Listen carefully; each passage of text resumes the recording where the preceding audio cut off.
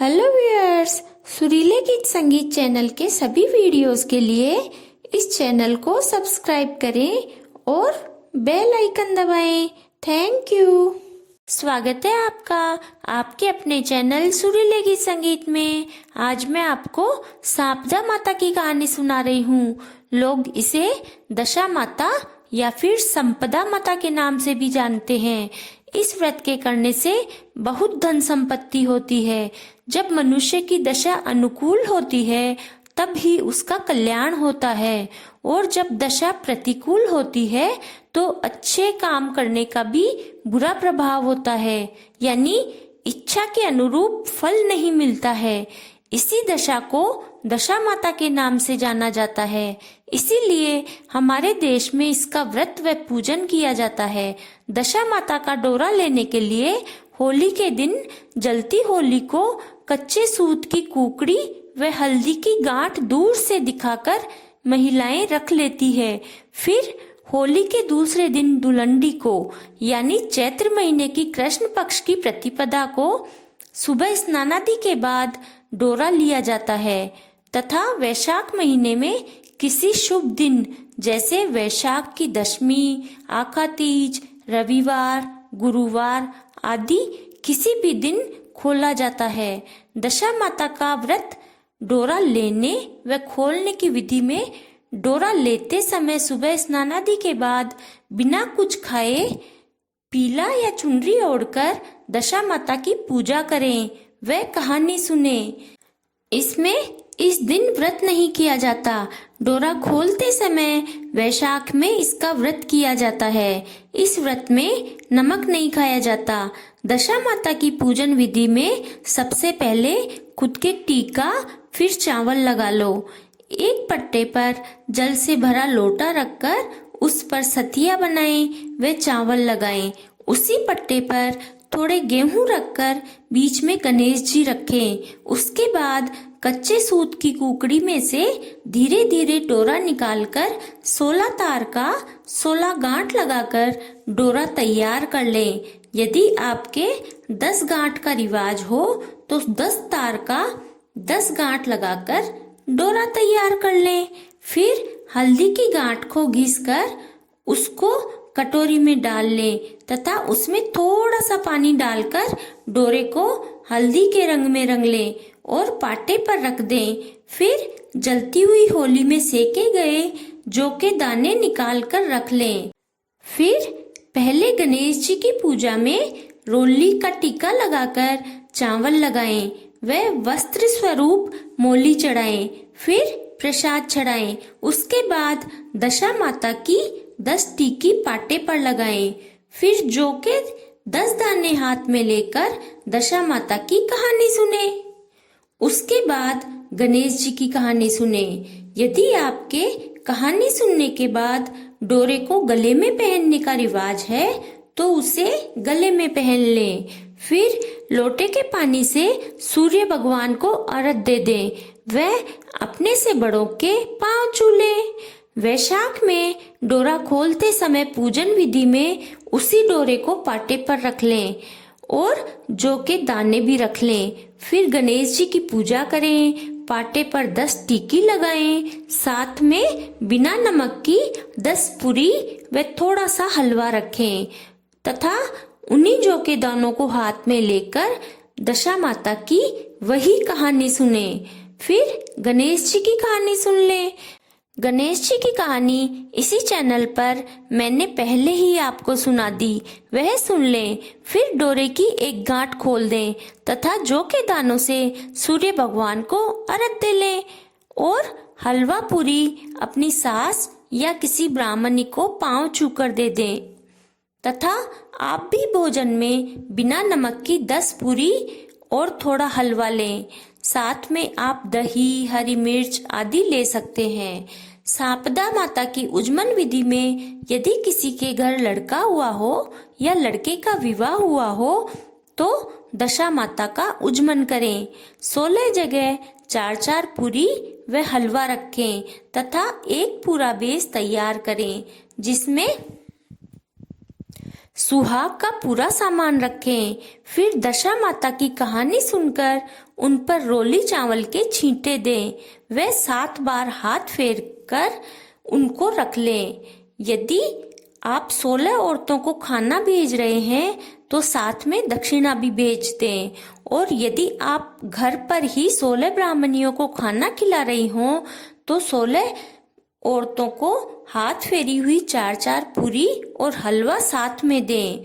और एक पूरा बेस अपनी सास, ननद या किसी ब्राह्मणी को खाना खिलाकर दें। साथ में भेंट भी रखें तथा दशा माता को प्रणाम कर इच्छा अनुसार विनती करें। अब मैं आपको दशा माता की कहानी सुनाती हूँ। बहुत समय पहले की बात है। हमारे देश में एक नल नाम के राजा हुए थे। उनकी पत्नी का नाम दमयंती था। राजा नल के राज्य में अनेकों गांव और शहर लगे हुए थे।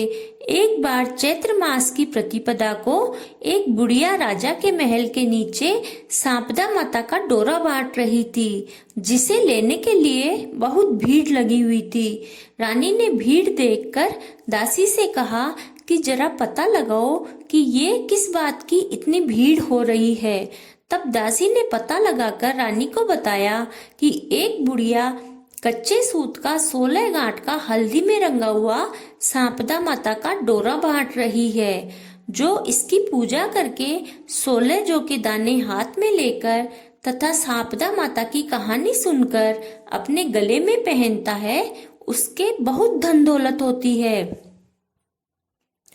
यह सुनकर रानी ने भी उस बुढ़िया से सांपदा माता का डोरा मंगवा लिया और पूजा करके कहानी सुनकर उसको अपने गले में पहन लिया।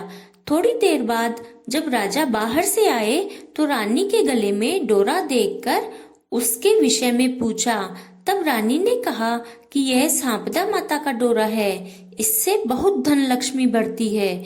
यह सुनकर राजा ने कहा कि हमारे किस बात की कमी है, खजाने हीरे मोतियों से भरे पड़े हैं। यह कहकर राजा ने रानी के गले से उस डोरे को उतारकर फेंक दिया।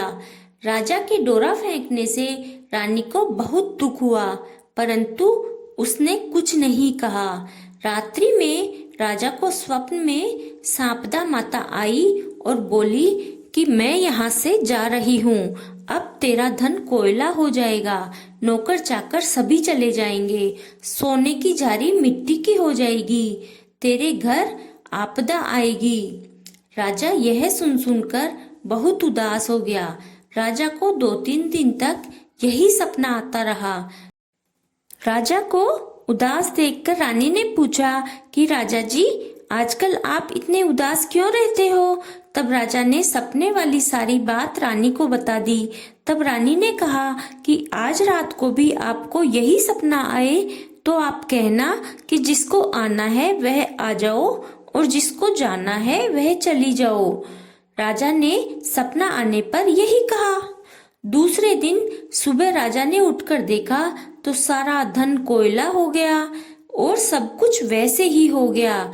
नौकर चाकर सब चले गए। यह सब देखकर वे दोनों बहुत दुखी हुए। वे इतने निर्धन हो गए कि उनके पास खाने तक को कुछ नहीं बचा।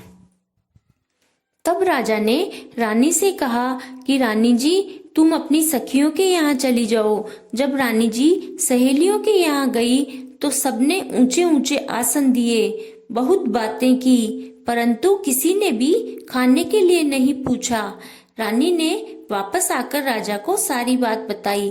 तब राजा ने कहा कि हम अपनी गरीबी के दिन काटने के लिए दूसरे शहर में जाएंगे। देश चोरी परदेश भीख बराबर है, यहाँ पर हमें सब कोई जानता है। यहाँ पर एक ब्राह्मण की लड़की को रखवाली के लिए छोड़ देंगे, जो रोज दिया जला देगी, पानी भर देगी और झाड़ू लगा देगी। एक ब्राह्मण की लड़की को छोड़कर राजा रानी महल से जाने लगे तो उस महल का एक कंगूरा टेढ़ा हो गया। राजा रानी चलते चलते थक गए तो एक छाछ बेचने वाली गुजरी दिखी। उन्होंने कहा कि हम बहुत थके हुए हैं, हमें थोड़ी सी छाछ दे दो। तो गुजरी ने बिना पैसे छाछ देने के लिए मना किया और कहा कि मैं तुम्हें देने से अच्छा है कि मेरी दोब में डालूंगी, वह हरी हरी हो जाएगी। आगे गए तो बरबोरडी यानी बेर का पेड़ दिखा। राजा जैसे ही बेर तोड़ने लगा, बेर का पेड़ ही ऊपर चढ़ गया, जिससे बेर भी हाथ नहीं आए। अब वे दोनों भूख से बहुत व्याकुल हो गए। आगे एक तालाब के पास पहुंचे। वहां राजा 2 तीतर पकड़कर लाया और रानी से बोला कि तुम तीतर भून कर रखो, मैं अभी नहा कर आता हूँ। रानी ने तीतर भून लिए। जब दोनों खाने बैठे तो खराब दशा के कारण भुने हुए तीतर भी उड़ गए। वहां से राजा अपने दोस्त खाती के गया तो सब कोई बोले कि खाती तेरा दोस्त आया है। तब खाती ने पूछा कि कौन से वेश में आया है, तो सबने कहा कि मेले वेश में आया है। तब खाती बोला, उन्हें पुराने मकान में ठहरा दो। राजा रानी को पुराने मकान में ठहरा दिया। वहां खाती के सोने के बर्छी बछेले रखे थे। राजा के आते ही बर्छी बछेले को जमीन निगल गई। तब राजा ने रानी से कहा कि रानी जी, यहाँ से चलो, नहीं तो अपने सिर चोरी लग जाएगी। वहां से राजा अपने दोस्त राजा के घर गए तो सब कोई राजा से बोले कि राजा जी, आपका दोस्त आया है। तो राजा ने पूछा कौन से वेश में आया है, तो सबने कहा कि मेले वेश में आया है। तब राजा ने कहा, इन्हें मेरे पुराने महल में उतार दो। वहां दीवार पर मोर मंडा हुआ था और खूंटी पर 1.25 करोड़ का हार टंगा हुआ था। राजा के महल में आते ही हार को मोर ने निगल लिया। तब राजा ने रानी से कहा कि यहाँ से चलो, नहीं तो हार की चोरी का नाम लग जाएगा। फिर सब कोई बोलने लगे कि राजा का दोस्त हार चोरी करके ले गया। तब राजा ने सोचा कि मेरा दोस्त चोर तो नहीं है, परंतु गरीबी के कारण ले गया होगा। फिर वहां से राजा अपनी बहन के यहाँ गए। तब सब कोई बोले कि तेरा भाई आया है। तब बहन ने पूछा कि किस वेश में आया है। तब सबने कहा कि मेले वेश में आया है। बहन ने कहा कि सरोवर की पाड़ पर रोको। फिर बहन थाल में सजाकर चावल, मूंग, घी, बूरा डालकर लाई। साथ में हीरे मोती का घड़ा भरकर लाई।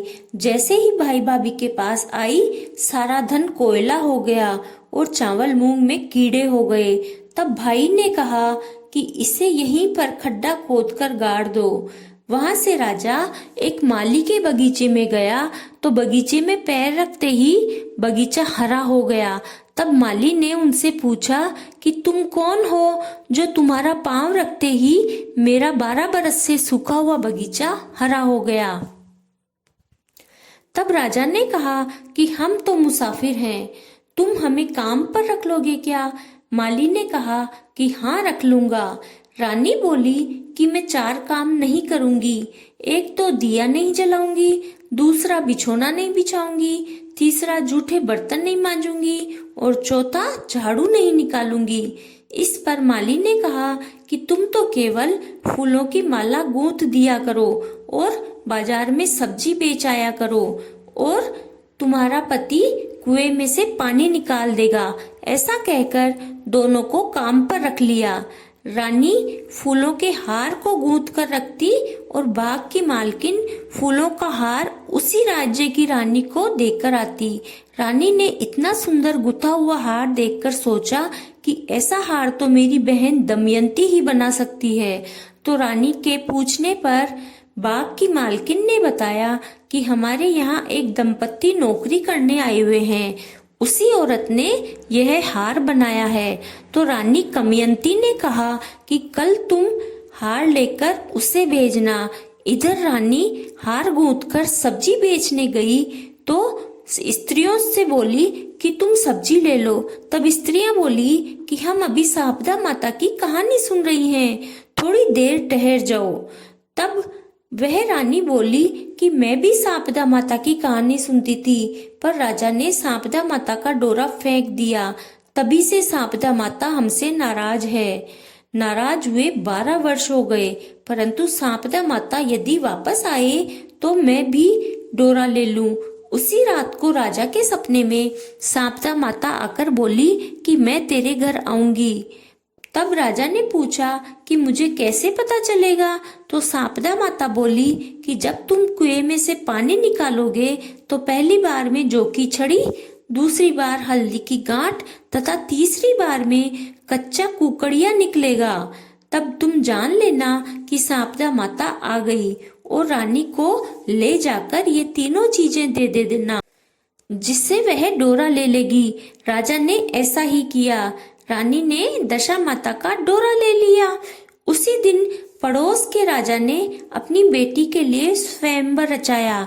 तो राजा ने रानी से कहा कि पड़ोस के राजा ने स्वयंवर रचाया है, मैं भी वहां पर जाऊंगा, तुम मेरे कपड़े धोकर रख देना। दूसरे दिन राजा स्वयंवर में जाकर बैठ गया। राजकुमारी ने सब राजाओं को छोड़कर उसी राजा के गले में वरमाला डाली। राजा चिंता में पड़ गया कि यह तो एक माली के नौकर है, मैं इसको अपनी बेटी कैसे दे सकता हूँ। और उस राजा ने दूसरे दिन पर स्वयंवर टाल दिया। अगले दिन उस माली के नौकर को बहुत पीछे बैठा दिया, परंतु राजकुमारी ने उसी को वरमाला पहनाई। तब राजा ने कहा, यदि तुम एक शेर का शिकार करके लाओगे तभी मेरी बेटी की शादी तुम्हारे साथ करूंगा। और राजा ने उसे एक खराब तलवार और एक लंगड़ा घोड़ा दे दिया। राजा ने मन में सोचा कि इस तलवार और लंगड़े घोड़े से तो मैं शिकार नहीं कर पाऊंगा। राजा ने घोड़े के ऊपर हाथ फेरा और तलवार हाथ में लेकर बोला कि यदि मैं सच्चा राजवंशी हूँ और मेरे बाप दादा सच्चे राजवंशी हैं तो ये घोड़ा भी ठीक हो जाए और तलवार भी अच्छी हो जाए। इतनी देर में दोनों ठीक हो गए। राजा घोड़े पर बैठकर शिकार करने चला गया। थोड़ी देर में उसने जंगल में जाकर शेर का शिकार कर लिया और पेड़ के नीचे जाकर आराम से सो गया। इधर राजा ने सिपाहियों को कहा कि जाकर देख के आओ कि वह मर गया या जिंदा है। तब सिपाहियों ने जंगल में जाकर देखा तो वह शेर का शिकार करके आराम से लेटा था। जैसे ही राजा के सिपाहियों ने उसको जगाया तो वह बोला कि थकान के मारे नींद आ गई थी। फिर राजा ने राजकुमारी का विवाह उसके साथ कर दिया और वे दोनों वही महल में रहने लगे। एक दिन वे दोनों चौपड़ से खेल रहे थे, तभी बहुत तेज बिजली चमकी। तब राजा ने कहा कि आज तो मेरे देश की ओर बिजली चमक रही है। तब रानी ने पूछा कि आप भी किसी देश के राजा हो क्या? तब राजा ने कहा कि तुम्हारे पिताजी तो एक कूट के ही राजा है, मैं तो 9 कूट का नल राजा हूँ। इस पर रानी ने कहा कि फिर भी आप चौपड़ पासे में हारे क्यों जा रहे हो? तब राजा ने कहा कि मैंने अपनी गरीबी में साथ देने वाली रानी को बुला दिया, शायद इसीलिए मैं हारे जा रहा था। रानी उसी समय अपने पिताजी के पास गई और बोली कि पिताजी मुझे ससुराल जाना है, और उसने सारी बात बता दी। यह जानकर राजा को बहुत खुशी हुई और बड़ी धूमधाम से राजा ने बहुत सा धन, हाथी, घोड़े देकर अपने पुत्री को विदा किया। इधर माली की पत्नी ने रानी से कहा कि तुम्हें रानी ने बुलाया है, आज तुम हार लेकर जाओ। रानी हार लेकर महल में गई तो दमयंती रानी उसे अपने महल में ले गई।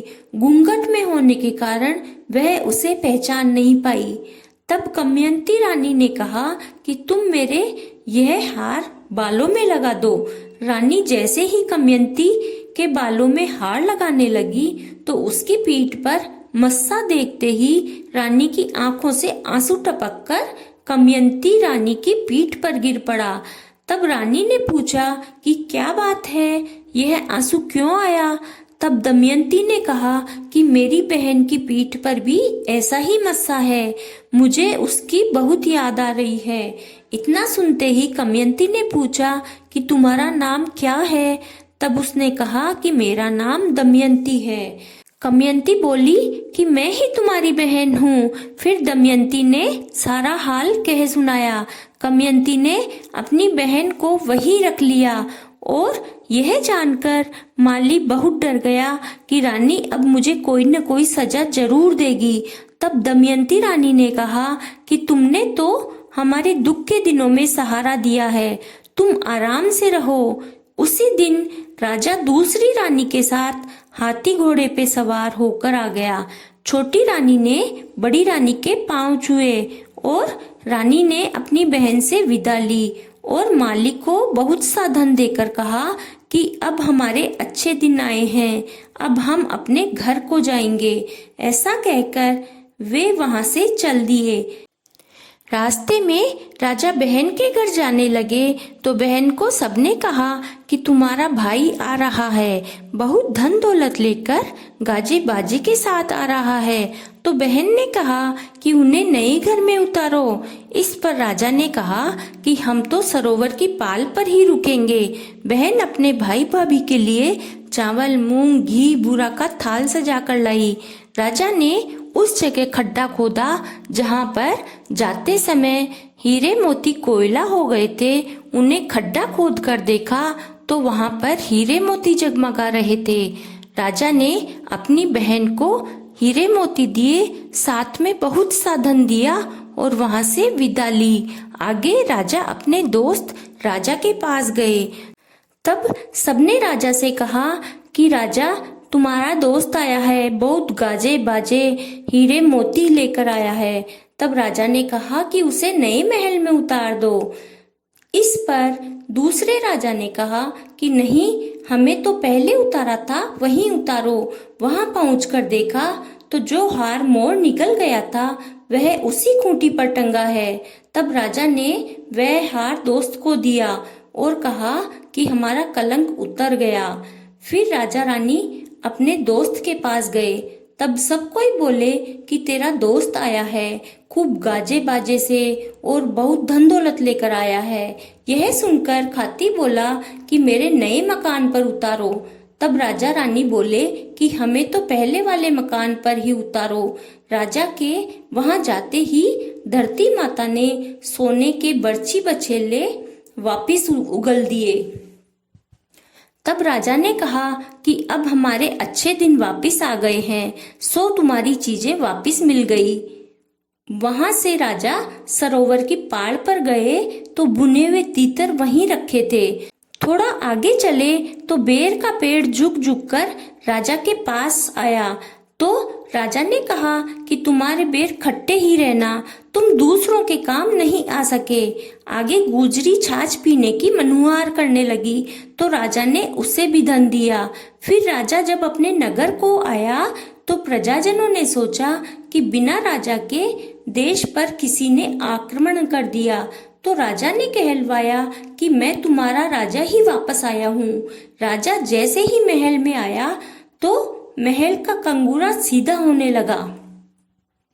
तब राजा ने कहा कि तुम सीधे मत होना, नहीं तो आने वाले समय में लोगों को कैसे पता चलेगा कि इतने बड़े राजा की दशा भी खराब आई थी। और फिर यह सुनते ही कंगूरा टेढ़ा ही रहा और उनके सारे नौकर चाकर वापिस आ गए। महल में हीरे मोती हल्दी बाल्दी सब आ गए। जिस ब्राह्मण की बेटी को छोड़कर गए थे उसको अपनी धर्म की बेटी बनाकर उसका धूमधाम से विवाह कर दिया। फिर रानी ने धूमधाम से सापदा माता का व्रत व उजमन किया, सीरापुरी की रसोई बनाई, 16 ब्राह्मणियों को जिमाकर भेंट दी, एक पूरा बेस खाना खिलाकर ब्राह्मणी को भेंट दिया। हे सापदा माता, जैसे राजा को धन दौलत वह सुख संपत्ति वापस दी वैसे सबको दे और सबकी अच्छी दशा बनाकर रखें। कहानी कहने वाले, सुनने वाले और हुंकारा भरने वाले सबको खुश रखना। इसके बाद एक गणेश जी की कहानी सुन लें। बोलो सापदा माता की जय।